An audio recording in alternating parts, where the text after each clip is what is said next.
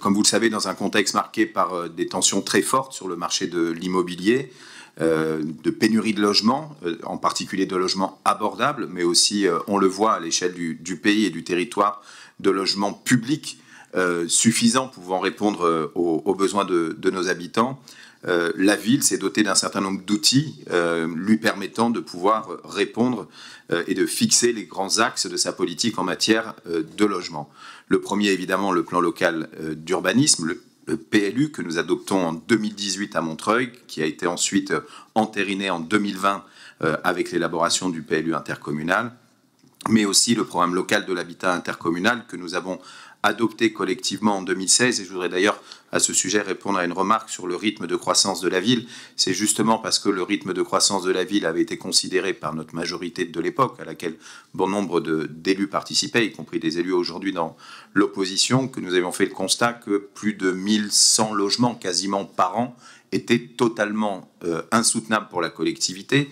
La ville se développait trop vite, les équipements ne suivaient pas, les infrastructures ne suivaient pas, et que nous avions pris la décision dans le programme local de l'habitat intercommunal de ramener ce rythme à 560 logements maximum nouveaux par an.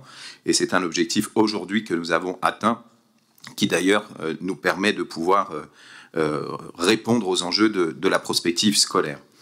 La charte dont il est question est un outil complémentaire dont la collectivité s'est dotée.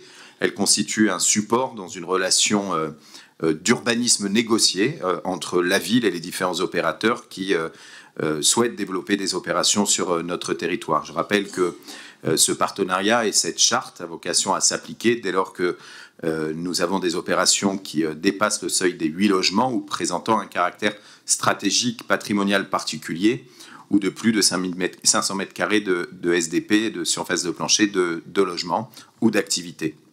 La charte, ce sont un certain nombre d'objectifs, en particulier du mieux-disant social et du mieux-disant environnemental. Vous aurez bien compris que nous sommes complètement à rebours des déclarations encore récentes du Premier ministre qui, lui, considère que pour relancer la construction de logements, il faut en rabattre sur ces objectifs-là.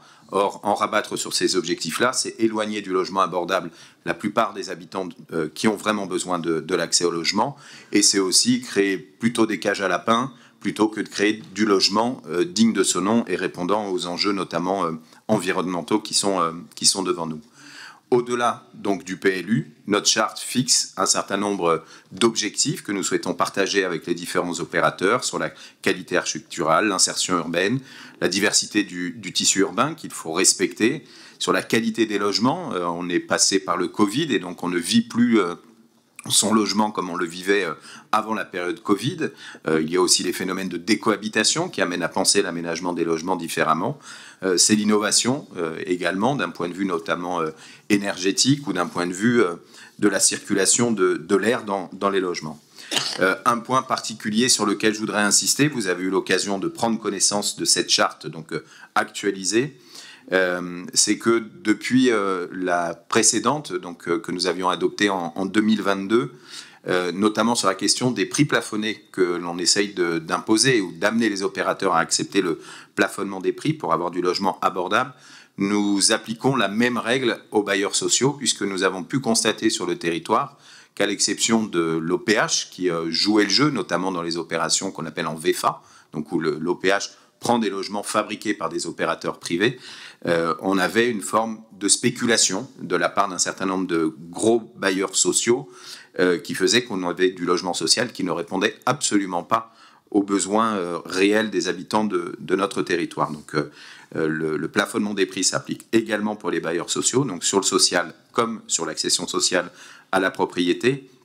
Et l'un des outils forts que nous avons décidé de mettre en place avec la charte que nous soumettons à l'approbation du Conseil ce soir, c'est une clause anti-spéculative, là aussi pour passer une étape supplémentaire en disant non seulement il y a le plafonnement des prix, il y a la priorité à l'accès au logement abordable pour les personnes qui, dans l'ancien, quand on est à des valeurs aux alentours de 8 000, 9 000 euros le mètre carré, 10 000 euros quand on est sur Paris, sont totalement inaccessibles, de faire en sorte que non seulement on plafonne les prix, mais qu'on y ajoute une clause anti-spéculative éloignant de ces produits que nous avons sur le territoire de tous ceux qui y verraient un intérêt d'investissement pour ensuite de la revente ou pour de la relocation sur le marché, qui aurait pour conséquence évidemment de ne pas répondre à nos objectifs du parcours résidentiel. Voilà, chers collègues, l'essentiel des éléments de cette charte que nous soumettons à votre approbation. Nous nous questionnons cependant sur l'efficacité à venir de cette charte, par nature non contraignante. De fait, la plupart des orientations proposées sont formulées sous la forme de recommandations, de préconisations ou d'invitations. Conscient des relations souvent tendues que vous avez vous-même mentionnées, qu'entretiennent les promoteurs avec les collectivités territoriales qui reçoivent leur construction, nous nous interrogeons sur la capacité de la ville à faire effectivement respecter ces recommandations et préconisations. Je prends pour exemple la clause antispéculative, dont il est précisé qu'elle est insérée dans les contrats à l'initiative des promoteurs. Ne doit-on pas craindre que la réalité du marché et les appétits des constructeurs prennent vite le dessus sur leur volonté de réfréner la spéculation immobilière qui les fait vivre ? Dans le même ordre d'idées, avons-nous effectivement la capacité de tenir efficacement les règles énoncées en matière d'encadrement des prix de sortie ? Cette interrogation s'étend bien évidemment à l'efficacité des préconisations plus techniques concernant le choix des matériaux biosourcés, l'esthétique des constructions, le respect des espaces verts et les précautions à prendre pour protéger la biodiversité. Au moment où de nombreux secteurs professionnels s'élèvent contre la prolifération des normes sociales et environnementales, il ne faudrait pas que les préconisations de la charte qui nous est proposée soient contestées puis sacrifiées sur l'autel du monde réel, si souvent évoqué par les conservateurs du monde d'avant. Ce document montre aussi quelques angles morts que nous pouvons regretter. Il ne fait pas mention de l'intégration d'énergies renouvelables, alors que les constructions et les rénovations de bâtiments peuvent être un vecteur important pour le déploiement de ce type d'installation. La charte ne propose pas non plus de promouvoir les bâtiments à énergie positive, alors que ce type de projet se développe, se multiplie en France et qu'il constitue une réponse particulièrement pertinente face à la flambée des prix de l'énergie qui, nous devons l'admettre, est plus tendancielle que contextuelle. Enfin, nous interrogeons sur l'articulation de ce document avec ses équivalents proposés par Est Ensemble, notamment la charte économie circulaire pour les acteurs de l'aménagement du territoire ou le référentiel pour un aménagement durable. Qu'est-il envisagé pour que notre charte s'implémente de concert avec ces préconisations d'Est Ensemble ? Je voudrais profiter du débat sur cette charte pour soulever rapidement deux sujets directement corrélés à l'ambition de promouvoir une ville résiliente. Le premier concerne la part d'activité commerciale, artisanale ou artistique qui sera réservée dans l'ensemble des constructions à venir. En effet, nous constatons à l'échelle d'Est Ensemble, mais j'imagine également de Montreuil, un réel déficit de surface d'activité pour accueillir des entrepreneurs, les commerçants, les artistes qui font la richesse et alimentent la diversité du tissu urbain. Il nous semble essentiel de veiller à renforcer les capacités d'accueil de ces activités en donnant la priorité aux acteurs de l'économie sociale et solidaire. Le deuxième sujet concerne les constructions existantes et non les constructions à venir. Une part importante de notre parc bâti doit faire l'objet d'une rénovation énergétique indispensable pour réduire les consommations énergétiques et par conséquent réduire nos émissions de gaz à effet de serre. Nous constatons qu'à Montreuil, comme dans les autres communes d'Est Ensemble, nos dispositifs d'accompagnement de la rénovation ne sont pas tout à fait à la hauteur des enjeux. Vous admettrez avec nous que la ville résiliente que nous appelons de nos voeux ne pourra se satisfaire d'une juxtaposition de constructions neuves, certes exemplaires, essaimées dans un tissu urbain fait de constructions dégradées, de passoires énergétiques et de logements insalubres. Par définition, légalement, on n'a pas le droit de les rendre contraignantes, mais le fait qu'elles ne soient pas contraignantes en diminue quand même fortement l'intérêt et la portée.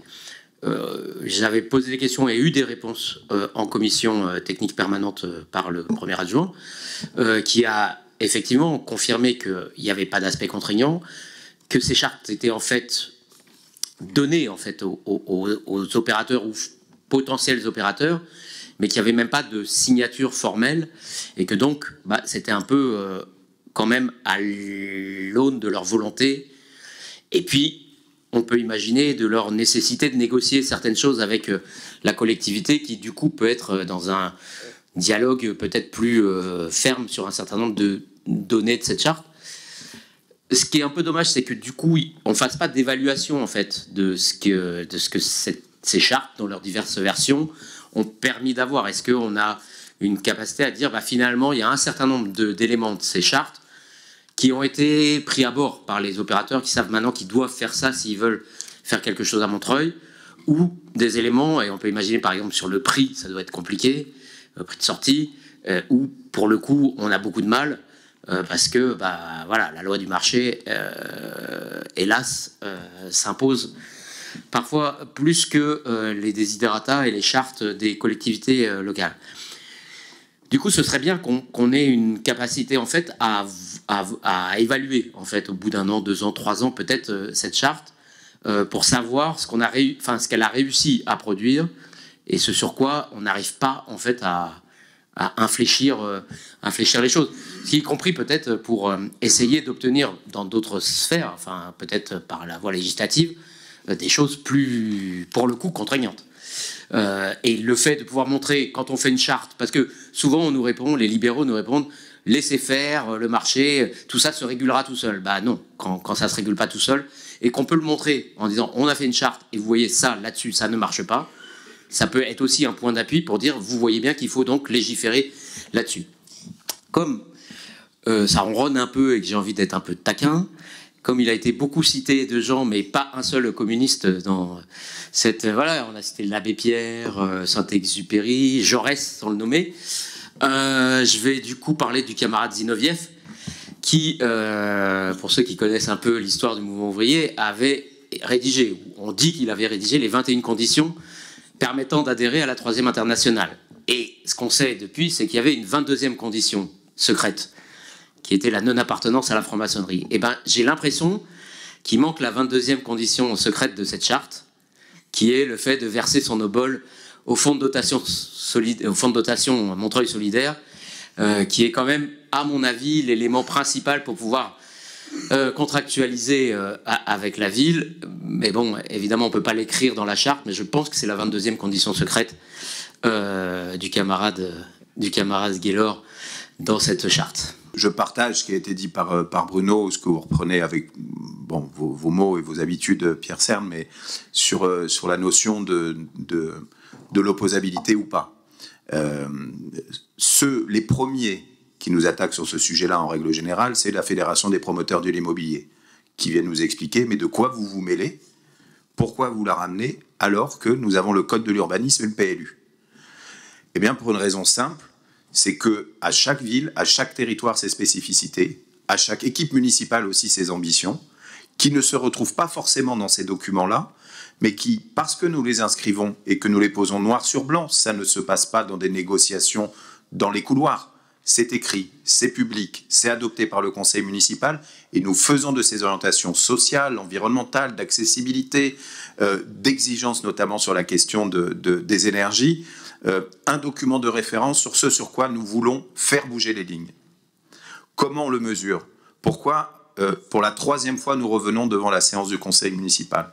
Parce qu'il y a un travail énorme qui est fait notamment par le service développement urbain pour, sur la base de chaque charte, essayer de voir à chaque étape ce que progressivement nous arrivons à faire basculer d'un point de vue opposable et donc réglementaire. Je prends un exemple, Montreuil a été la ville qui a notamment initié le mouvement des espaces paysagers protégés, qui sont aujourd'hui des éléments inscrits dans le PLU intercommunal. Nous avons été la première ville à le faire. Cela nous a été reproché par le commissaire enquêteur qui a dit « ça devrait être une logique territoriale et non pas montreuilloise ». Et nous on a dit « Montreuil innove, montre le chemin, il faut continuer dans ce sens-là ». Et aujourd'hui, qu'est-ce qui se passe? Un certain nombre de villes du territoire d'Est Ensemble mettent en place des espaces paysagers protégés pour à la fois préserver des espaces de biodiversité, mais aussi lutter contre la spéculation. On a par exemple, grâce au travail mené par Catherine Duhay, la question de la place de l'arbre. Aujourd'hui, un particulier qui achète un terrain, qui décide de zigouiller son arbre, nous n'avons pas les outils réglementaires qui nous permettent de le faire. Avec le travail qui a été fait, travail de recensement parcelle par parcelle, nous allons pouvoir, dans la prochaine modification du PLUI, à l'initiative de Montreuil, faire en sorte qu'il y ait à la parcelle des arbres remarquables qui puissent être préservés. Toutes ces règles-là, si à un moment, à l'échelle communale, à l'échelle territoriale, nous ne les mettons pas sur la table, regardez ce qui se passe à l'échelle nationale, on va systématiquement nous tirer vers le moins 10 ans. Donc elles ont cette valeur-là, elles n'ont pas cette capacité d'opposabilité. Un opérateur qui ne souhaite pas dialoguer avec le service développement urbain, si son permis est réglementaire vis-à-vis du code de l'urbanisme et du PLU, il lui sera accordé. Mais, je le redis, notre ambition, c'est de montrer une voie vers laquelle nous voulons aller. Elle n'est pas simple. Sur l'évaluation, on a fait ce travail-là, notamment depuis les 3-4 dernières années, sur notamment qui sont les personnes qui ont pu accéder à la propriété dans les opérations à prix plafonné que nous avons réalisées.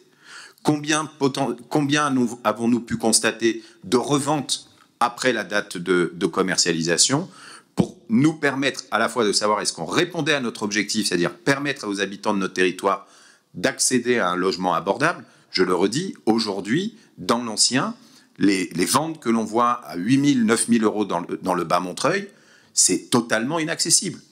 Notre charte répond en partie, probablement insuffisant avec la montée et l'inflation qu'on a constatée, mais en tous les cas, on voit le signal et on voit avec la crise immobilière actuelle que la logique de spéculation qu'on a eue ces derniers temps avec des prix d'immobilier qui ont complètement flambé, aujourd'hui, la courbe est plutôt en train de revenir vers les plafonnements que nous avions mis, c'est-à-dire qui nous semblaient être raisonnables et en adéquation avec la réalité du marché. Et donc, il me semble utile de ne pas abandonner ces outils et en tous les cas d'en faire un outil vertueux. Je vais voter cette charte. De toute façon, vaut mieux ça que rien du tout. Et qu'effectivement, il y a des évolutions qui sont intéressantes et que tout ce qui est mis dedans, si tout ça était respecté, ce serait... voilà. Mais c'est le grand soir. Mais juste, puisqu'il existe cette évaluation, est-ce qu'on pourrait... parce que c'est intéressant de voir effectivement ce qui a pu porter effectivement ses fruits. Puis ça permet aussi de promouvoir ce type de charte. Si ça permet effectivement d'obtenir des résultats, autant le dire, quoi, autant le raconter. Elle sera transmise au conseil municipal. D'ailleurs, Est Ensemble est en train de reprendre aussi et de s'appuyer sur ce travail de Montreuil pour le lien avec les autres villes au sujet de ces chartes. Je mets aux voix, contre, abstention, unanimité. Je vous remercie. Nous passons aux délibérations en présentation simplifiée.